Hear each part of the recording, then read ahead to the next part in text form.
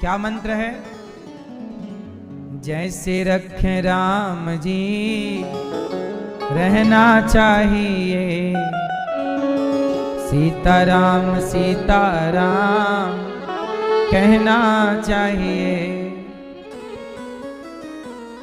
जिंदगी की डोर सौंप हाथ दीनानाथ के, महलों में रखें चाहे झोपड़ी में वास दें।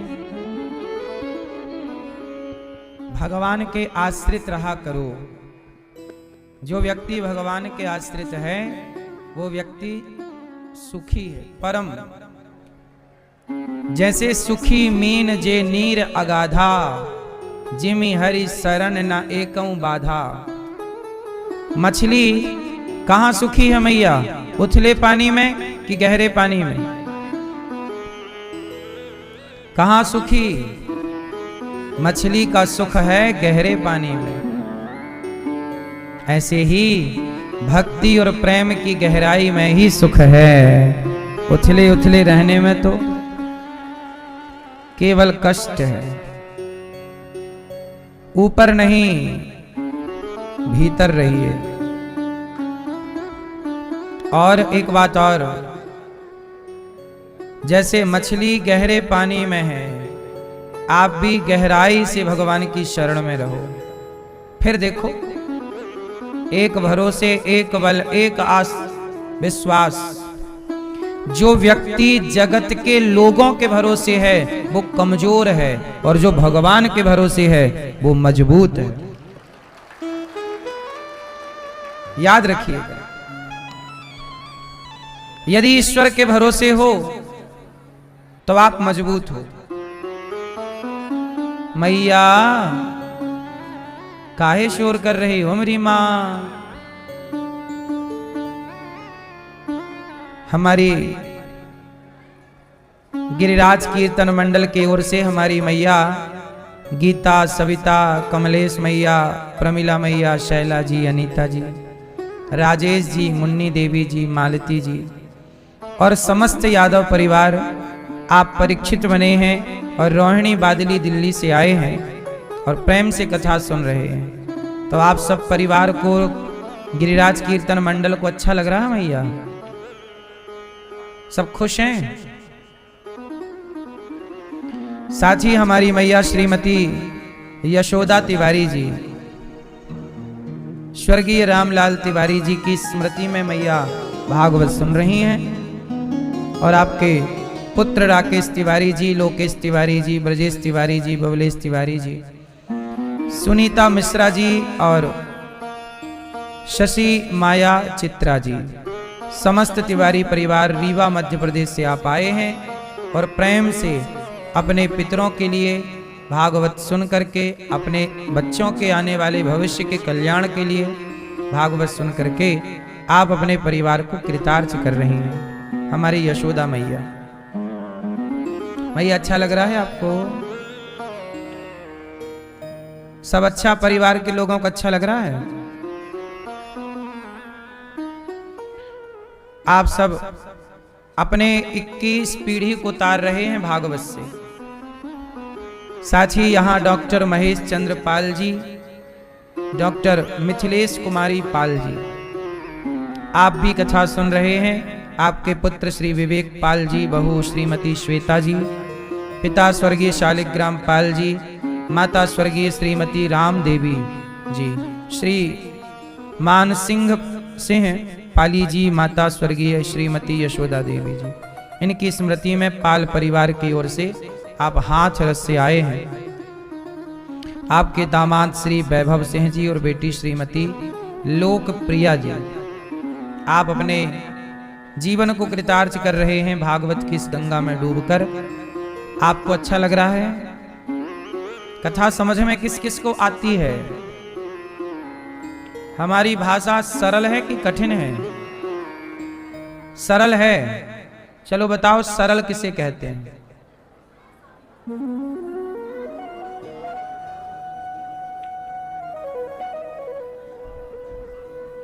हैं? सरल का मतलब होता है मेरी मां सा र ल, सा मतलब सीता, रा मतलब राम, ला मतलब लक्ष्मण।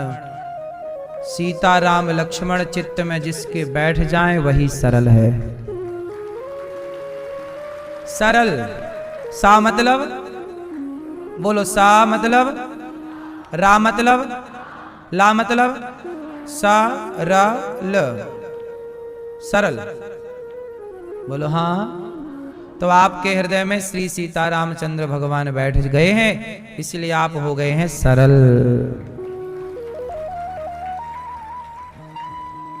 तो कथा सरल है कि कठिन है? सरल है। इसलिए कथा सबके जीवन को सरल बनाती है, सहज बनाती है। जो व्यक्ति कठिन है वो भी सरल हो जाता है। कथा क्या करती है जानती है? जानते हो मैया?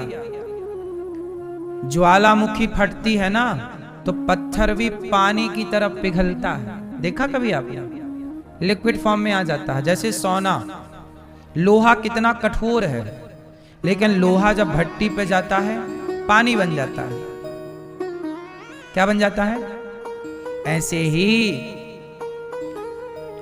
जैसे भट्टी पे लोहा पानी हो गया, अब जो आकार देना चाहो दे दो, ऐसे कथा में आप लोग भी पानी हो जाते हैं। फिर मन को जो आकार देना चाहो, भगवान के चरणों का प्रेम भरना चाहो तो प्रेम में लग जाए, भक्ति में लगाना चाहो तो भक्ति में लग जाए। तो कथा से आपका हृदय, आप भी लिक्विड फॉर्म में आपका चित्त आ जाता है, जो आकार देना चाहो सरलता से। इसलिए ठंडे लोहे को नहीं मारा जाता। हथौड़ा हमेशा किस लोहे पर पड़ता है? जोर से। गरम लोहा होगा तो जैसे मोड़ोगे वैसे मुड़ जाएगा। 7 दिन की कथा सुन लो तो कथा के ताप से, कथा की आग से आपका चित्त गर्म हो जाएगा, और फिर प्रेम का हथौड़ा मारकर मन को जिस ओर ले जाना चाहो मन चला जाएगा। सत्संग करने के बाद ही हर तरीके से बदलाव हो सकता है। सत्संग नहीं किया तो कुछ नहीं किया। जिन हरि कथा सुनी नहीं काना, जिन्होंने कथा को कान से नहीं सुना, उनके कान कान नहीं हैं, चूहे के बिल हैं। ऐसा हम नहीं कह रहे रामचरितमानस में। जिनकी आंखों ने भगवान का दर्शन ना किया हो, उनकी आंखें कोई आंखें हैं मेरी माँ? वो तो केवल मोर पंख में छपी आंखों जैसी हैं। मोर पंख में भी नहीं आंख रहती, वो आंख है। इन आंखों ने उनका दर्शन नहीं किया, इनका दर्शन नहीं किया बिहारी जी का, तो क्या किया?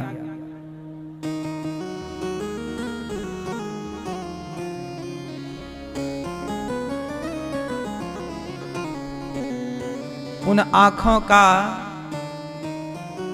रोना भी क्या,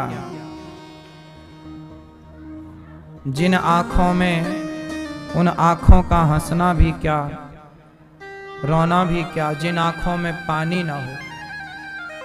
पानी भगवान की याद में हो आंखों में तो आंखों का रोना भी सार्थक है। आप सब बड़े भाग्यशाली हैं कि कथा सुन रहे हैं। ध्रुव जी महाराज की कल कथा आपको सुनानी थी, लेट हो गए थे सो आज सुनाएंगे। ध्रुव जी छोटे से बच्चे हैं, जरा से 5-6 साल की आयु है।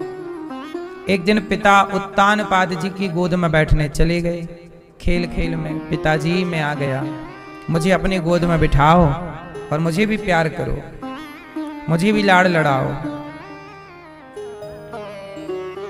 उत्तानपाद ने तो चलो खींच के ध्रुव जी को गोद में बिठाया, पर बगल में सौतेली माता बैठी थी। उत्तानपाद की 2 पत्नियां हैं, सुनीति, सुरुचि। सुनीति के पुत्र भय ध्रुव, सुरुचि के पुत्र भय उत्तम। तो ध्रुव जी जब गोद में बैठे ना अपनी माँ के, पिता की, तो सौतेली माँ ने हाथ पकड़ के नीचे गिरा दी। चल तपसा राज्य पुरुषम तस्यैवानुग्रहेण में गर्भे त्वं साधयात्मानं यदि इच्छसि नृपासनम। जा तप करो, जाओ। ध्रुव जी रोते रोते घर आए। मां ने कहा क्यों रो रहे हो? कहा कि पिताजी ने अपमान किया है। क्या किया है? मां ने अपमान किया। सौतेली मां ने कहा तू अभागिन का बेटा है। माता क्या मैं अभागिन हूं? क्या मैं अभागी हूं? मां ने कहा बेटा तू मेरे गर्भ से प्रकट हुआ है तो अभागी ही मान अपने को, क्योंकि मैं तुझे तेरे पिता का प्रेम ना दिला पाई। तेरे पिता मेरी ओर अब देखते भी नहीं, पर मैं एक रास्ता जानती हूं बेटा। तुझे पिता की गोद में बैठना था ना, मैं तुझे परम पिता का परिचय देती हूं। यदि तू उनकी गोद में बैठ गया, उन्हें पा लिया, तो इन गोदों का तो फिर कोई अर्थ ही नहीं है। तेरी मां ने तेरा अपमान किया है बेटा, तेरे पिता ने तेरा अपमान किया है। कम से कम जब तेरी सौतेली मां अपमान कर रही थी तब तेरे पिता को तो बोलना चाहिए था ना। क्यों कि बच्चा है उसका क्यों अपमान कर रही हो? पर मां सुनीति ने ठीक समझाया। सत्यम सुरुच्याभेतम भवान में यद दुर्भगाया उदरे गृहीत। मेरा ही दुर्भाग्य है बेटा, पर जा तपसा राज्य पुरुषम, तू जा तप कर। ध्रुव जी बोले मां मैं कहां जाऊं? बेटा तपस्या करने। किन की? भगवान की। ये भगवान क्या होते हैं मां? अब 6 साल का बच्चा क्या जाने भगवान क्या है? मां बोली बेटा वो भगवान जिन्होंने तुझे ये मानव शरीर दिया, ये जीवन दिया, वो भगवान जब देना चाहेंगे तो तुझे सब कुछ दे देंगे। जा तू तपस्या कर। ध्रुव जी बोले मां भगवान कहाँ रहते हैं, दिखते क्यों नहीं? ये कुछ सवाल हैं मां, पहले इनके उत्तर तो दे दो। अब देखो कुछ सवाल हैं। भगवान कहाँ रहते हैं? रहते हैं तो दिखते क्यों नहीं? कहाँ रहते हैं भगवान जरा आप ही बताओ। लाल मैया कहाँ रहते हैं भगवान? पीछे वाली मैया कहाँ रहते हैं भगवान? फ्री में रहते हैं। चश्मा वाली मैया पीछे वाली कहाँ रहते हैं भगवान? और पीछे वाली मैया, पीछे वाली भैया बताएंगे चश्मा वाले कहाँ रहते? यहाँ एक्सरा करा लो यहाँ का, फिर चेक कराओ एक्सरा आए क्या। लोग कहते हैं भगवान यहाँ है, यहाँ है तो एक्सरा कराओ। भगवान कहाँ रहते हैं? चलो मान लिया कि यहाँ रहते हैं, कण कण में रहते हैं, तो ये बताओ दिखते क्यों नहीं?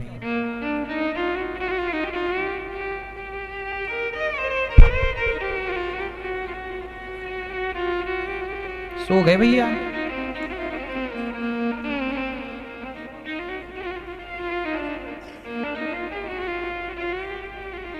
भैया भगवान दिखते क्यों नहीं? चश्मा वाले भैया ये आपसी सवाल है। हाँ भगवान दिखते क्यों नहीं है? बताओ। अब लो पूछो, ये भी नकल करो। क्यों नहीं दिखते भगवान? दिखते हैं कि नहीं हम पूछ रहे हैं आप लोग। भगवान दिखते हैं कि नहीं? ओ भैया तुम तो पंचायत करने लग गए। भगवान दिखते हैं कि नहीं ये बताओ। दिखते हैं मैया? भगवान हैं, मान लिया कि हैं, दिखते क्यों नहीं? तो इसके 2 उत्तर हैं। एक उत्तर ये है कि भगवान दिख तो रहे हैं, जो हम देख रहे हैं सब भगवान हैं। एक दिन ये हमने समझाया था कि सब में वही समाये हैं। जैसे घड़े में घड़ा नहीं है, माटी ही माटी है, ऐसे सृष्टि में संसार नहीं है, भगवान ही भगवान है। भगवान को ही संसार कहते हैं। पहला उत्तर भगवान दिख रहे हैं, जो दिख रहा है सब कुछ ईश्वर है, पहला उत्तर। दूसरा उत्तर, ईश्वर हैं तो दिखते क्यों नहीं? तो जरा सुनो। एक बार एक राजा ने अपने मंत्री से कहा कि भाई अकबर ने बीरबल से कहा, ये मान लो। अकबर ने कहा, बीरबल तुम्हारे भगवान हैं तो दिखते क्यों नहीं?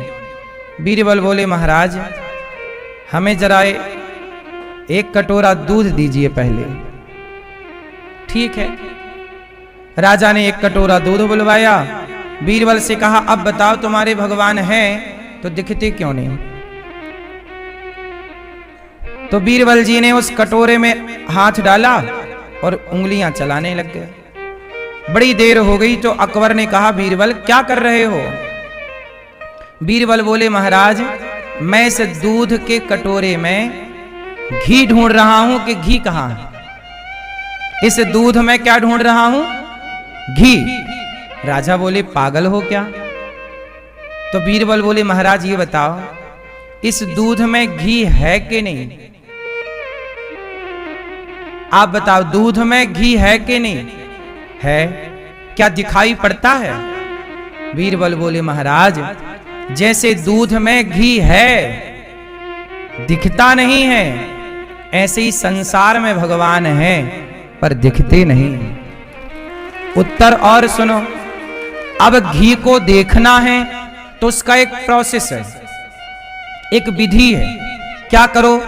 दूध को दही बनाओ, दही का मंथन करो, मंथन प्रॉपर करो तो मक्खन प्रकट हो जाएगा। जैसे दूध में घी तो है पर घी तक पहुंचने की एक विधि है, ऐसे भगवान तो हैं पर भगवान तक पहुंचने की एक विधि है, प्रेम है, भक्ति है। उस विधि से चलोगे पहुंच जाओगे। भगवान हैं दिखते नहीं, जैसे दूध में घी है दिखता नहीं। अब कहो भगवान कहाँ है? जैसे दूध में घी है ऐसे संसार में भगवान है। ऐसे सब चीज की क्या है मेरी माँ? विधि है। क्या है? प्रोसेस है। ऐसे ऐसे करोगे पहुंच जाओगे। ऐसे इसलिए कहते हैं माला जपो, कथाएं सुनो। ये भी ईश्वर तक पहुंचने का ही प्रोसेस है जो आप लोग कर रहे हैं। आप लोग सत्संग में आए, माला जपते हो, जल चढ़ाना, कीर्तन करना, यह भी प्रोसेस है ईश्वर तक पहुंचने का, यदि ठीक से प्रोसेस कर लिया। अब एक बात बताओ, दही का मंथन करना पड़ता है? बोलो हाँ। मंथन किए बिना दही से मक्खन आएगा नहीं। अच्छा ये बताओ, अब आपने क्या किया? मथानी ली, रस्सी ली और 4 बार किया, हो जाएगा मक्खन? नहीं, मंथन करना पड़ेगा। उतना मंथन करना पड़ेगा दही का, पर उतना करना पड़ेगा जितना जरूरी है। भक्ति आप लोग आज किए कल किए फुर, ऐसे में थोड़ी भगवान मिलते हैं। लकड़ी को लकड़ी से घिसने से आग प्रकट होती है। बोलो हाँ। लकड़ी को लकड़ी से, अरणि मंथन, लकड़ी को लकड़ी से घिसने से क्या होती है? लेकिन आप एक बार घिस दीजिए थोड़ी होगी प्रकट, ऐसे घिस दीजिए थोड़ी हो जाएगी प्रकट। एक स्थान पर लगातार घर्षण करना पड़ेगा। बोलो हाँ, तब जाके अग्नि प्रकट होगी। ऐसे एक ईश्वर पर चित्त लगाकर निरंतर भक्ति और प्रेम का मंथन करना पड़ेगा, घर्षण करना पड़ेगा, तब जाके भगवान प्रकट होते हैं।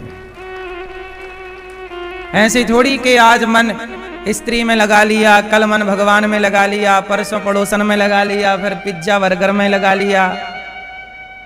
ऐसे थोड़ी, एक मन एकाग्र चित्त से लगेगा तब उसका बेनिफिट मिलेगा, फायदा। मन स्थायी होना चाहिए। अच्छा मुझे एक बात बताओ, पानी गंदा है, मैया हो गई पंचायत मेरी मां। सुनो, पानी गंदा है तो क्या गंदे पानी में आपका चित्र नजर आएगा? प्रतिबिंब दिखेगा? पर पानी साफ हो तो आपका चित्र दिखता है ना? हाँ, उसी तरह मन गंदा है तो भगवान का चित्र कैसे दिखेगा? मन को साफ तो करिए, उस मन मंदिर में ही भगवान प्रकट हो जाएंगे। मन गंदा है, पानी गंदा है, नहीं दिखता। पानी साफ होगा, दिखेगा। भगवान कहीं बाहर थोड़ी नजर आते हैं, खेल पूरा मन का है। ध्रुव जी को समझ में आ गई बात, मां ने समझा दिया। चले तपस्या करने, रास्ते में नारद जी मिल गए। नारायण नारायण। कौन मिल गया रास्ते में? नारद जी मिल गए। और नारद जी ने ध्रुव जी को मंत्र दे दिया। क्या दे दिया? कौन सा मंत्र? ओम नमो भगवते, ओम नमो भगवते वासुदेव। ये मंत्र जैसे ही ध्रुव जी को मिला, मंत्र का नियम बता दिया, प्रोसेस समझा दिया, और ध्रुव जी महाराज चल पड़े। यमुना के तट पर खड़े होकर तपस्या चालू। भयंकर तपस्या की, कठिन तपस्या।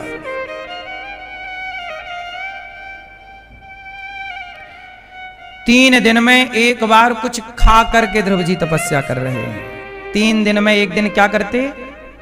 खा लेते, जो मिल जाता। 3 दिन में एक बार खा लिया, फिर तपस्या। ओम नमो भगवते वासुदेवाय, ओम नमो भगवते। और ध्यान किसका? भगवान का। कर रहे हैं तपस्या, पर ध्यान किसका है? बोलो, भगवान का। काम आप लोग कुछ भी करिए, ध्यान भगवान का धरिए। 6 दिन, दूसरा माह लगा तो 6 दिन में एक बार खाते हैं, और बस ओम नमो भगवते वासुदेवाय। गुरु जी ने जो मंत्र दिया है उस मंत्र में ही ध्रुव जी निष्ठा रखते हैं, उस मंत्र का जाप करते हैं। आजकल स्थिति ये है कि किसी को मंत्र देते हैं कि ये मंत्र जपना, तो वो पहले ही कह देता है, गुरु जी हम तो वो मंत्र जपते थे, हम वो ही जप लें। मतलब गुरु जी ने जो मंत्र दिया है, मंत्र को प्राप्त करते ही मंत्र का तिरस्कार कर देते हैं।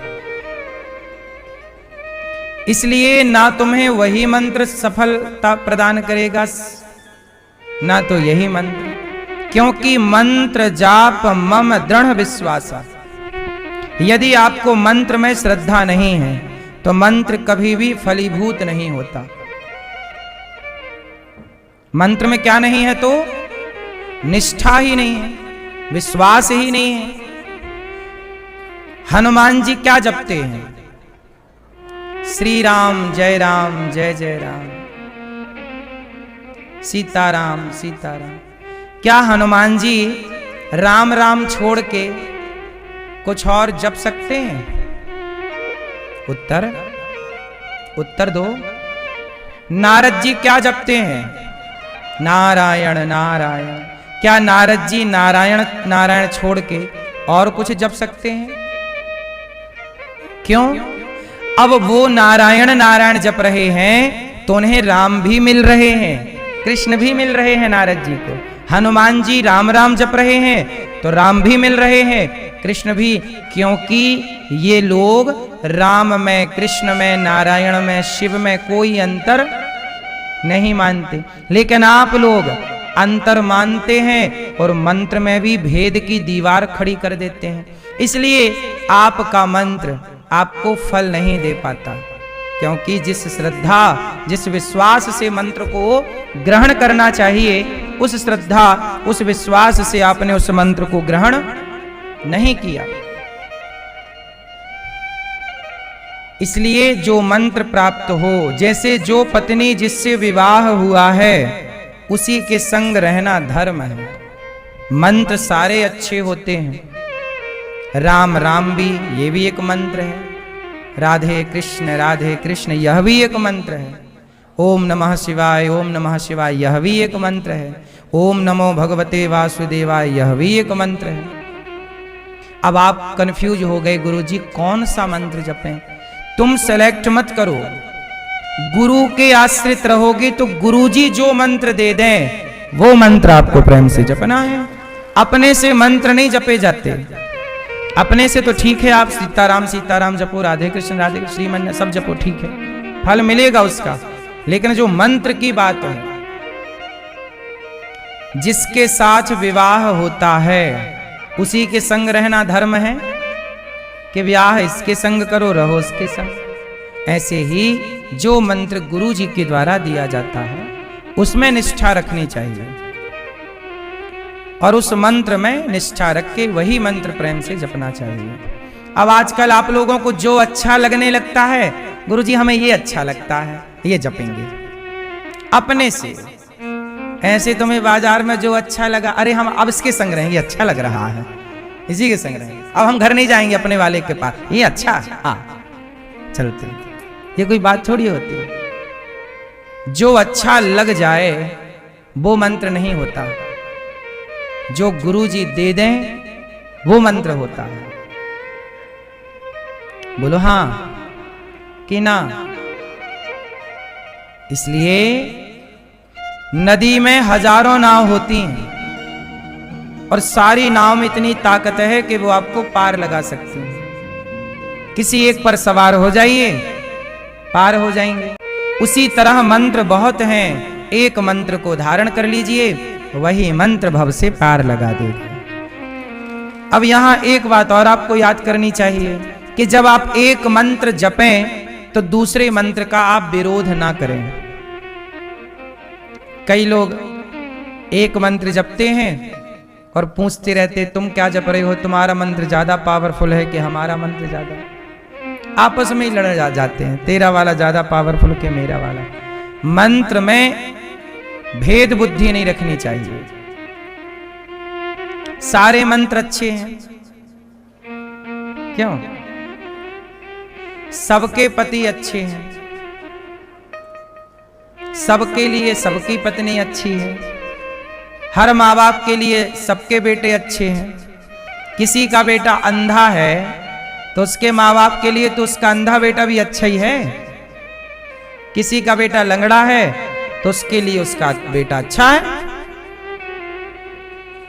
आपके लिए आपका बेटा अच्छा है, इनके लिए इनका बेटा अच्छा है, इनके लिए इनका बेटा अच्छा है। हो सकता है इनका बेटा आपको गलत लग रहा हो, इनकी बेटी आपको गलत लग रही हो, पर आपकी बेटी आपको अच्छी लगती है, आपकी बेटी आपको अच्छी लगती है, आपकी बेटी आपको। उसी तरह सबका मंत्र सबके लिए अच्छा होना चाहिए और दूसरों को ये नहीं बोलना चाहिए कि ये मंत्र ऐसा है। मंत्र में कोई भी कटाक्ष, कोई भी भेद बुद्धि रखना अपराध है, क्योंकि सारे मंत्र ईश्वर के ही हैं। अनेक रूप रूपाय विष्णवे प्रभु विष्णवे। भगवान के नाम अनेक हैं। ध्रुव जी महाराज ने प्रेम से मंत्र का जाप किया। भगवान ने ध्रुव जी को दर्शन देने के लिए हरि का अवतार धारण किया। कौन सा अवतार लिया? हरि बन करके इस चतुर्भुज रूप में भगवान प्रकट हो गए। और जैसे ही भगवान प्रकट हुए,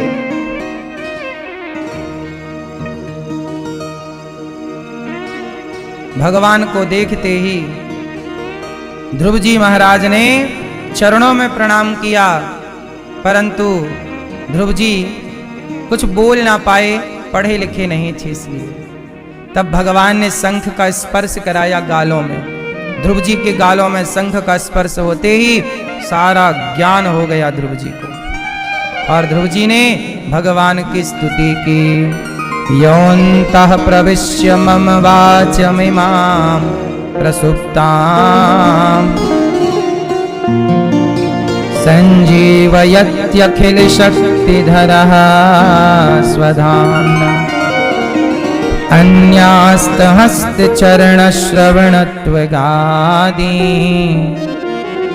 प्राणान्नमो भगवते पुरुषाय तुभ्यम्। ध्रुव जी महाराज ने भगवान की स्तुति की। यो अंतः प्रविश्य मम वाचमिमां प्रसुप्तां संजीवयत्यखिल शक्तिधरः स्वधाम्ना। भगवान से कहा, प्रभु मेरे अंतःकरण में बस जाइए और मुझे कुछ नहीं चाहिए। भगवान ध्रुव जी के अंतःकरण में बस गए। कहा, पुत्र क्या चाहते हो? ध्रुव जी ने कहा, प्रभु आपको चाहता था, आपकी प्राप्ति हो गई, अब कुछ नहीं चाहता। भगवान ने कहा, तुमने राज्य की कामना से तप किया, जाओ हम तुम्हें 36,000 वर्षों का राज्य देते हैं। और भगवान ने अपना राज्य ध्रुव जी को दे दिया, अपना लोक ध्रुव जी को दे दिया और जाके 36,000 वर्षों के लिए ध्रुव जी राजा बने। विवाह किया, गृहस्थ में रह करके धर्म की खूब सेवा की और अंत में ध्रुव लोक चले गए। बोलिए ध्रुव जी महाराज की। एक बार क्या हुआ, मनु जी महाराज के दूसरे बेटे हैं उत्तानपाद के भाई प्रियव्रत। प्रियव्रत जी जो हैं, इनका विवाह विश्वकर्मा की पुत्री वर्हिष्मती से हुआ और इनके पुत्र हुए आग्नेद्र, फिर नाभि, फिर ऋषभदेव जी। इन्हीं के वंश में भगवान ऋषभदेव जी के 100 पुत्र हुए। सबसे बड़े का नाम है भरत। सबसे बड़े का नाम क्या है? भरत जी ने सब छोड़ दिया, अपनी गृहस्थी, परिवार, जिम्मेदारियां बच्चों को दे दी। राजा थे भरत जी, राज्य शासन छोड़ा और गंडकी के किनारे चले गए, भजन करने लगे। देखो हमारे सनातन की व्यवस्थाएं अच्छी हैं। गृहस्थ में रहना है कब तक? 25 साल। बेटी का विवाह कर दो, बेटे का विवाह कर दो। जिस दिन बेटी बेटे के विवाह से आप फ्री हो गए, उस दिन आपकी गृहस्थी की जिम्मेदारी खत्म। अब आप दूसरी जिम्मेदारी ग्रहण कर लो। क्या करें? अब आप भगवान के चिंतन में लगो। अब आपका बेटी बेटे का विवाह करते करते आपका बुढ़ापा आ जाएगा। समय रहते भगवान में लग जाओ। बेटी बेटे का काम पूरा हो गया, अब अपना कल्याण कर लो। यही हुआ, भरत जी ने सब छोड़ दिया। देखो गृहस्थ में रहो, जिम्मेदारियां पूरी करो। पूरी हो गई, अब एक जिम्मेदारी और बची है, भगवान को पाना। वो किसकी जिम्मेदारी है? मन को साफ करना, मरने से पहले ईश्वर को याद करना। ये किसकी जिम्मेदारी है? कौन करेगा? आपकी ही तो जिम्मेदारी है ना मेरी मां। सब छोड़कर भरत जी गंडकी के किनारे चले गए। पर वहां पे भरत जी का मन एक मृग में उलझ गया। जंगल में एक नदी थी, गंडकी उसका नाम। वहां एक मृगी पानी पी रही थी। शेर आ गया तो मृगी भागी। अच्छा, मृगी बिल्कुल प्रसव की पीड़ा में थी, मतलब बच्चा होने वाला था। वो इतने जोर से भागी नदी, छलांग मार करके नदी से, कि उसका बच्चा गिर गया। माँ तो बेचारी आगे चली गई मृगी, पर वो बच्चा जो था वो पानी में बहने लगा। भरत जी को दया आई कि इसकी तो माँ चली गई, ये अनाथ हो गया बच्चा, इसे शेर खा जाएगा। तो बचा करके अपनी कुटिया पर ले आए भरत जी। उस मृग के बच्चे को नहलाया, उसको बढ़िया आग के पास रखा, तपाया, ठीक ठाक से उसकी सेवा की, उसे सब तरह से पाला। वो जी गया। अब बच्चा 1 साल का हो गया मृग का। भरत जी को बड़ा अच्छा लगता, पाला हुआ बच्चा। वो पीठ खुजाता, वो चाटता, वो प्यार करता। भरत जी ने घर परिवार छोड़ा था, मोह ममता छोड़ी थी भगवान के लिए, पर वो एक मृग के प्यार में उलझ गए। और जब उनके मृत्यु का टाइम आया तो वो मृग का दर्शन करते करते मेरा मृग करते करते मर गए। जब मरे तो यमराज जी ने कहा, महाराज आपने बहुत भक्ति की है, लेकिन आपने एक मरते समय मृग में मन लगाया, इसलिए आपको मृग बन के पुनः जाना पड़ेगा। भरत जी बोले, राम राम। जिस परमात्मा के लिए कठिन तपस्या की, परिवार का मोह छोड़ा, पर एक मृग में मोह लग जाने के कारण गति बिगड़ गई। मैया ये कथाएं आपको हैं समझने के लिए कि भरत जैसे भक्त और ज्ञानी की बुद्धि यदि मृग में लगी और उनकी गति बिगड़ गई तो आपका मन कहां कहां लगा है। इसलिए कहता हूं सब जगह से मन हटाओ और भगवान में मन लगाओ। आप लोगों का मन बहुत जगह लगा रहता है ना। अच्छा ये बताओ मैया, जहां जहां आपका मन लगा है क्या उन लोगों से आपका कुछ भला होना है? बोलो। जहां जहां आपका मन लगा है आपके मरने के बाद वो सारे लोग आएंगे। जहां आपका मन लगा है वो रिश्तेदार आएंगे, लेकिन वो रिश्तेदार केवल शमशान तक साथ देंगे आपका, और वहां आपको चिता पे जलता हुआ छोड़कर वापस आ जाएंगे और बढ़िया खाएंगे पिएंगे घर चले जाएंगे। 13 दिन बाद तुम्हारे नाम के रसगुल्ले खाएंगे। तुम्हें छोड़ने आएंगे सारे लोग शमशान तक। शमशान के आगे लेने कौन आएगा? बोलो मेरी मां। एक व्यक्ति मरा, शमशान ले गए लोग, चिता पर रख रहे थे, तभी उस मरे हुए व्यक्ति को लगा कि मेरा हाथ किसी ने पकड़ लिया, और जब पकड़ा उसने पलट कर देखा तो वो भगवान थे। भगवान को देख करके वह मरने वाला व्यक्ति रोने लगा। भगवान बोले अब क्यों रोता है, अब तो मैं आ गया। तब उस मरने वाले व्यक्ति ने कहा प्रभु जिस परिवार को पूरा टाइम दिया वो तो शमशान में छोड़ने आए हैं, और जिसे कभी 2 मिनट भी याद ना किया आज वो शमशान के आगे लेने आया है। हे प्रभु मुझे क्षमा कीजिएगा, आपको याद करना चाहिए था, मैंने आपको याद नहीं किया। जिस परिवार को याद करता रहा, जिन अपनों के लिए तड़पता तरसता रोता रहा, वो तो शमशान में आग लगा के भाग गए। इसलिए मेरी मां, किस में मन लगा है आपका? क्या पाओगे वहां मन लगाकर जहां लगाए हो? इसलिए समय रहते मेरी बात समझ लोगे तो आपका फायदा हो जाएगा, और नहीं समझोगे तो जहां मन लगा है वहीं लगाए रखना, क्या मिलना है। इसलिए तो मैं कहता रहता हूं पुण्य न पुण्यरपि जननी जठरे शयनम। जन्म लिया मर गया बार बार, और कितना मरोगे। अब तो मुक्त हो जाओ। मुक्ति नहीं पाई तो क्या पाया। इसलिए मेरी मां सच्चे हृदय से शाम का सुमिरन किया करो, थोड़ा सा वक्त शाम को अर्पण किया करो।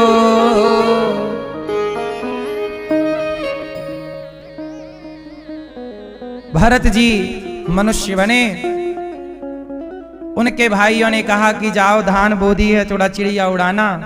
भरत जी खेत में चिड़िया बिठा बिठा के धान खवा रहे हैं। आओ राम जी की चिड़िया, राम जी का खेत, राम जी की चिड़िया, राम जी का खेत, खारी चिड़िया भर भर पेट खाओ।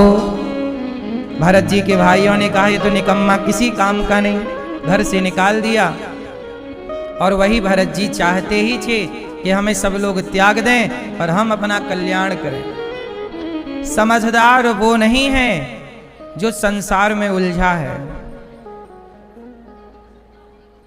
समझदार वो है जो उलझा है, वो समझदार नहीं, जो सुलझा है वो समझदार।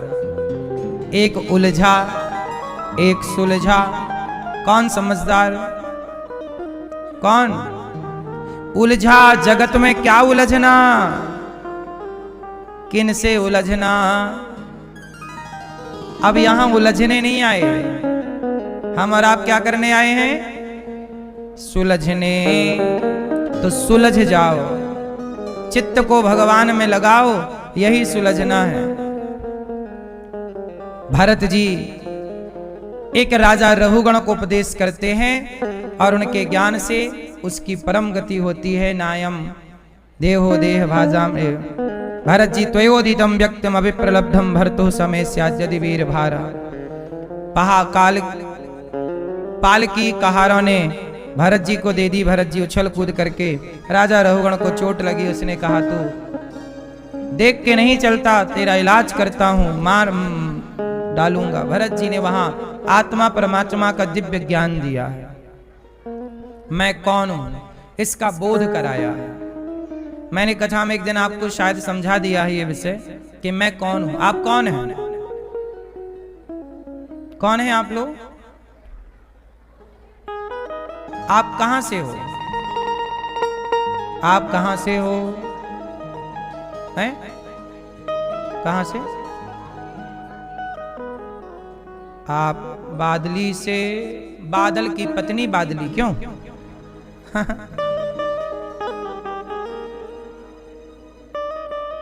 आप कहां से हो?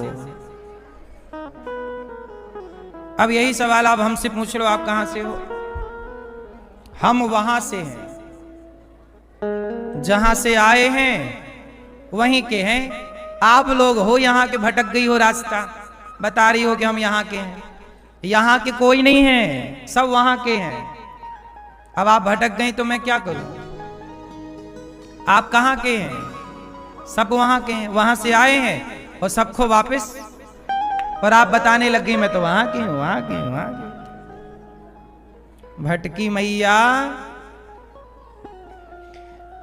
हम सब उनके थे, उनके हैं, उनमें ही हैं। भरत जी के दिव्य ज्ञान से राजा रघुगण का ज्ञान मिटा। 28 प्रकार के नरकों का वर्णन सुखदेव भगवान ने किया। अच्छा, एक प्रश्न खड़ा हो गया,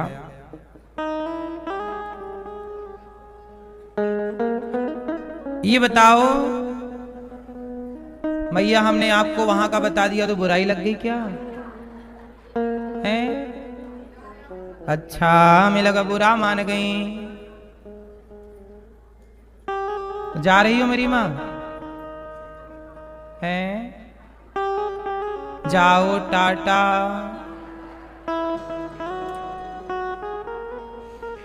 अजामिल, क्या हुआ एक बार सुखदेव भगवान ने राजा परीक्षित जी से कहा कि देखो, हर कोई पाप करता ही करता है। तो राजा परीक्षित जी ने कहा, गुरुदेव, माना कि कोई पाप कर चुका है, मैंने बहुत पाप किए हैं, तो क्या मुझे पाप का दंड भोगना पड़ेगा? क्यों मैया? जो व्यक्ति पाप कर चुका और आज उसकी समझ में आया कि मैंने गलती की, तो क्या पाप जो हुआ है, गलतियां जो हुई हैं, वो सबको भोगना पड़ता है कि कोई माफी भी मिल जाती है? पूछ रहे हैं हम आप लोगों से। जो पाप किए हैं आप लोग, वो भोगना ही पड़ता है कि माफी मिल जाती है? बोलो मेरी मां, है क्या? हाँ, सुनो, दोनों बातें हैं। जो पाप हमने किया है उसे लिखा है अवश्यमेव भोक्तव्यम कृतम कर्म शुभाशुभम।